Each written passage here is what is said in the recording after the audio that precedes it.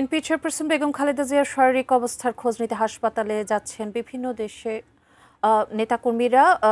এভারকেয়ার হাসপাতালের সামনে আছেন সহকর্মী সোহাগ বিশ্বাস। সবশেষ পরিস্থিতি জানতে যুক্ত হচ্ছি তার সঙ্গে। সোহাগ বিশ্বাস, কোনো ব্রিফ করা হবে একটু জানতে পেরেছিলাম আমরা এর আগের সংযোগেই, এবং সেখানে নেতাকর্মীদের ভিড় করতে মানা করা হয়েছিল, একটু বিস্তারিত জানাবেন এখন তার অবস্থা কি? যে ডাক্তাররা বিব্রত বোধ করছেন, কিন্তু এখানকার চিত্র কিন্তু আসলে সেটা না।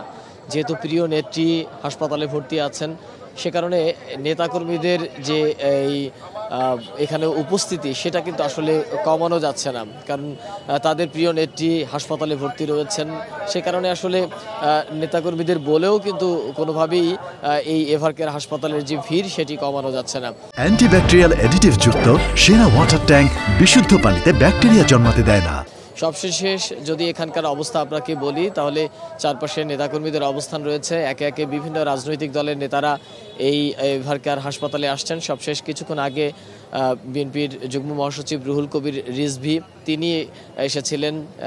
তিনি তার সার্বিক যে বেগম খালেদা জিয়ার সার্বিক যে অবস্থা সেটি বলেছেন, এবং বেগম খালেদা জিয়াকে বিদেশে চিকিৎসা নেয়ার জন্য পাঠানোর জন্য খালেদা জিয়ার পরিবার থেকে সব ধরনের প্রস্তুতি নিয়ে রাখছেন। তবে এটি নির্ভর করছে বেগম খালেদা জিয়াকে যারা এখন এই মুহূর্তে চিকিৎসা দিচ্ছেন তাদের উপরে, কারণ তিনি আপনি জানেন যে গতকাল থেকেই আসলে বেগম খালেদা জিয়ার যে শারীরিক অবস্থা সেটি একই রকমের অবস্থায় আছেন, অর্থাৎ সংকটাপন্ন যে শারীরিক অবস্থা সেই জায়গা থেকে এখন পর্যন্ত একটু উন্নতির দিকে যায়নি।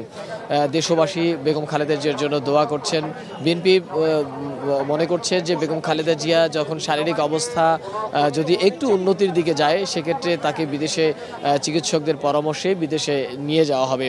তবে এখন পর্যন্ত চিকিৎসকরা যেটি জানিয়েছেন যে বেগম খালেদা জিয়ার শারীরিক অবস্থা একেবারেই নাজুক, অর্থাৎ সংকটাপন্ন, যেটি তারা আগেও বলেছিলেন, এখনও সেই অবস্থায় আছে। এখানে বিএনপির নেতাকর্মীরা যেমন জড়ো করছে, তেমনি তারা নেতাকর্মীদেরকে সুশৃঙ্খল রাখার জন্য আমরা মহানগর উত্তরের যে আহ্বায়ক আমিনুল ইসলামকে দেখেছি, তিনি নেতাকর্মীদের সুশৃঙ্খলভাবে রাখার জন্য কাজ করে যাচ্ছেন। এছাড়াও নেতাকর্মীদেরকে কেন্দ্রীয় পর্যায় থেকে যে বার্তা দেওয়া হয়েছে সেই বার্তা অনুযায়ী এভারকেয়ার হাসপাতালে ভিড় না করার জন্যই আসলে পরামর্শ দেওয়া হয়েছে। মোটামুটিভাবে এভারকেয়ার হাসপাতাল থেকে আমার কাছে যে তথ্য ছিল সেটি আপনাকে জানালাম।